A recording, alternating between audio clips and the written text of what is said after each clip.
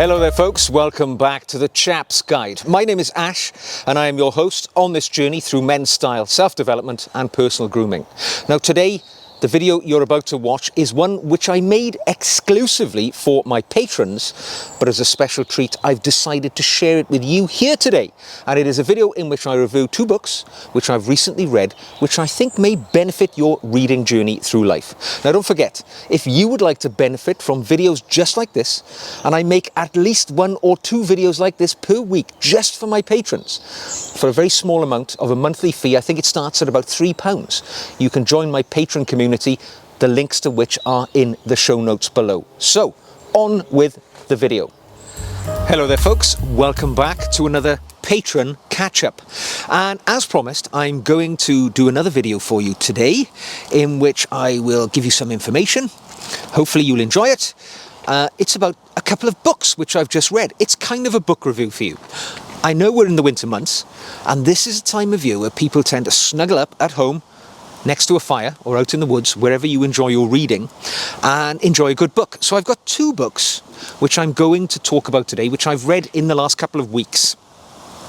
Both have been interesting. One is fiction, one is a biography, or an autobiography in fact, so quite very different. So let me tell you what I've read.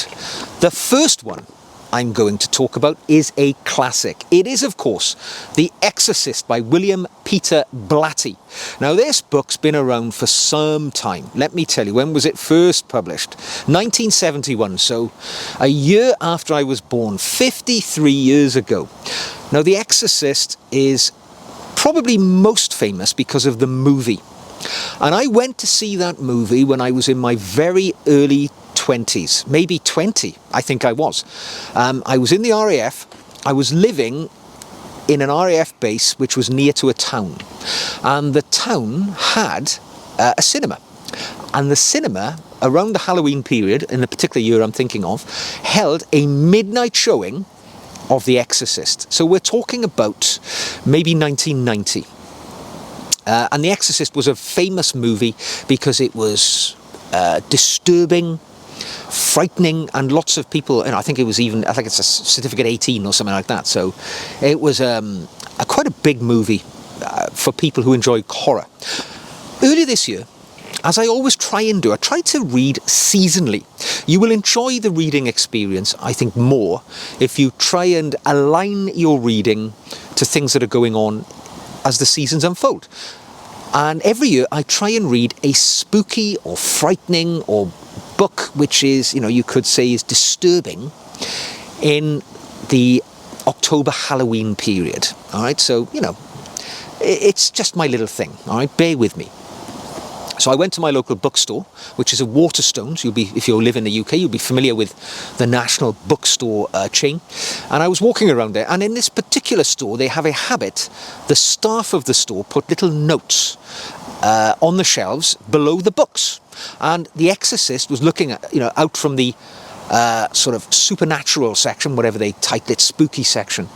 And underneath it was a little handwritten note by one of the staff members who'd put his appraisal of the book underneath.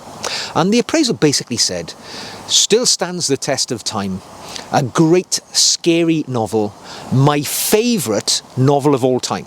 So when somebody who I know works in a bookstore says this is my favourite novel of all time, it makes me think, okay, I'm in, let's give it a go. And of course it's only like £10 or something like that, so it's no great investment. So I took it home and I consumed the book over the Halloween period. Finished it a few weeks ago now.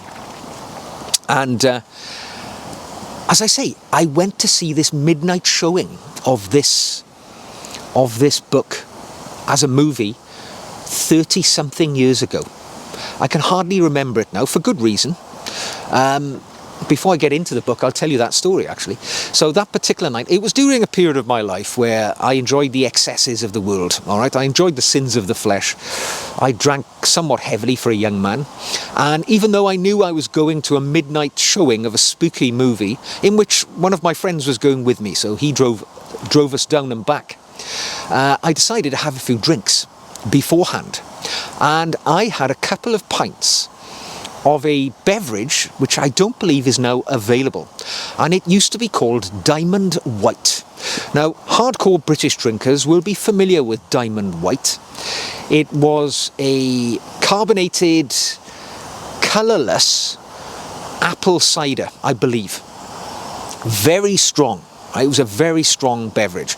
Typically you'd see street drinkers, hobos, bums and drunks lying on the pavement drinking a bottle of Diamond White. They had a female version called Diamond Blush, if I remember right, which was this cider which was coloured a pink colour, I think using like red wine or something. So potent stuff, it was formidable stuff. I had a few pints of this, inadvisable, but it's what I did. So when I went to the cinema, I was, as you might say, 2 sheets to the wind, a little inebriated, an immature 20-year-old guy, slightly pissed, and I sat and watched that movie, absolutely terrified. The alcohol had perhaps enhanced my brain's perception of the horror which was on display in the movie. Horror it was, for sure. And, I was traumatised by that movie for years. Never seen it since. So I watched that movie once. I've avoided it ever since. Probably the Diamond White is more responsible than the movie. So when I took on the book, it was perhaps that which helped me choose this book. So I read the book over a week or so, over the Halloween period. Halloween's not that big a thing here in the UK, actually, but, I like the concept of maybe a bit more seasonal in one's reading. And I really enjoyed it. It tells the story, basically, of a family, a small family, a female who is a movie star, and her daughter. The daughter, inexplicably and for no obvious reason, becomes infested, if that's the right term, by some demon. It's a demonic possession. That's what it is believed to be within the movie. They talk about the unlikelihood of this actually happening. It's more likely a mental health problem. They go on a journey of exploration around, this sort of concept of possession. And it's about the mother coping with the daughter's possession. It totally ruins her life. It confines her to bed. She has to be strapped to the bed. Terrible things are said and done by the young girl, who's about 8, I believe, when she's possessed, even leading to the possible murder of one of the house guests, somebody who comes to see the mother. She reaches out to a priest, a Jesuit priest, who is unbelieving that it is a possession, but then he, having witnesses what's going on in this young girl's bedroom, becomes a believer in possession, and he embarks upon a journey to try and exorcise her, to remove the demon which is possessing her. Elicits the services of an older priest who is also an exorcist, a much more experienced exorcist.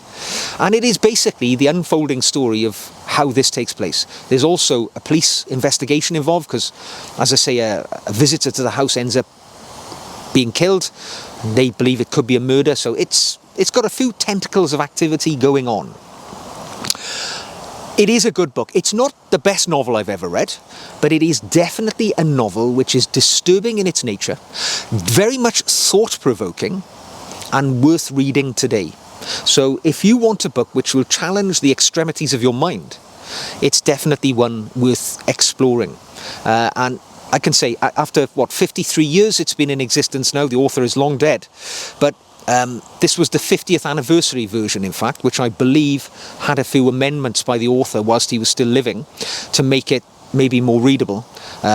It is a very good read. I enjoyed it.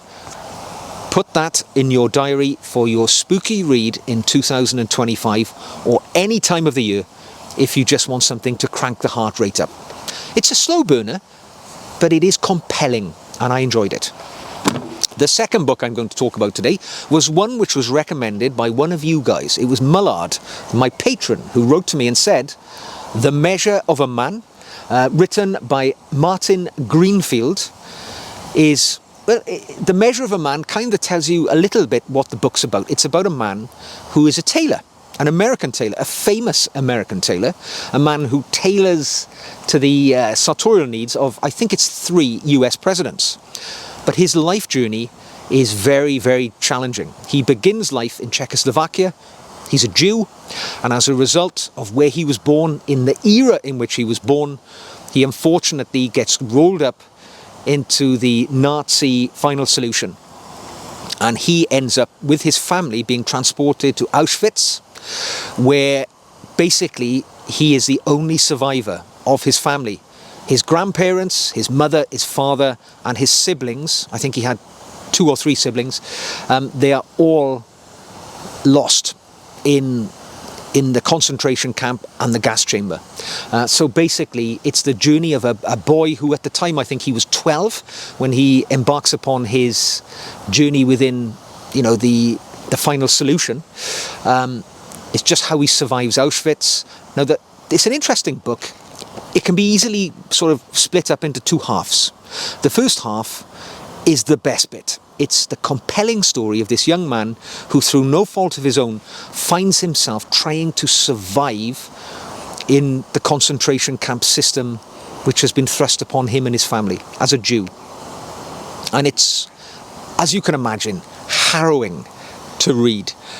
This is a first-hand account of a man who was there, who lost everything and had to rebuild his life from the clothes he was standing in when that camp was liberated by the American soldiers I can't remember which camp he was at the end of the war, but he certainly transitioned through Auschwitz and 2 other concentration camps.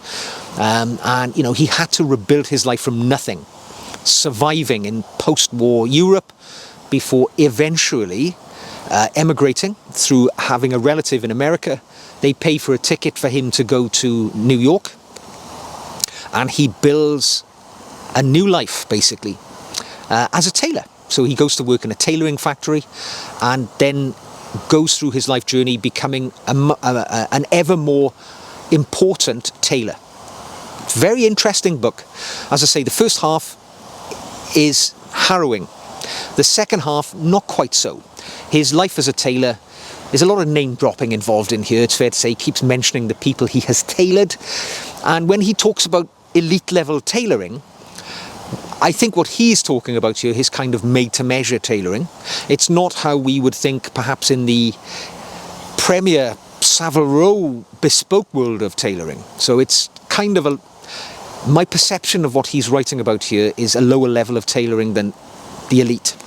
But still, it makes a really interesting read. I mean, I've been to Auschwitz myself, been to Poland, and visited the site of the old camp, which in itself is a harrowing experience. When you see the museum and things which are there today, and the atmosphere which permeates that place where hundreds of thousands of people lost their lives needlessly, wantonly, awfully. It brings to mind memories for me of that when I read the book. I actually held a one-to-one book review with Tony, one of my patrons here, who read this book at the same time as me, and we talked about that experience. I think Tony'd been to Auschwitz as well, so we had a sort of commonality there. And yeah, it's a book worth reading, but it is a book of 2 halves. Half of it, an amazing first-hand account from a survivor of the concentration camps. Amazing how he rebuilt his life. The second half, his life as a tailor, a bit more pedestrian, a bit more ordinary, but still thoroughly enjoyable. So those were the 2 books I've recently just read. I'm on to other books since then, but I thought I would let you know, bit of fiction, bit of entertainment, if you've got the stomach for it, and a bit of factual human interest. There you go. Take that for what it is. I hope you've enjoyed it. If you have, let me know the books that you're reading and if they're worth me putting into my reading rotation for the coming year. There we go, folks. I hope you enjoyed that additional video for you this week. Don't forget, if you'd like to join my Patreon group, the links are in the show notes below. Doesn't cost much at all. And of course, not only do you get at least 1 or 2 videos like that per week, but you get a much closer dialogue with me if you wish to get in touch. So until the next time we meet, take care, and I'll see you again very soon.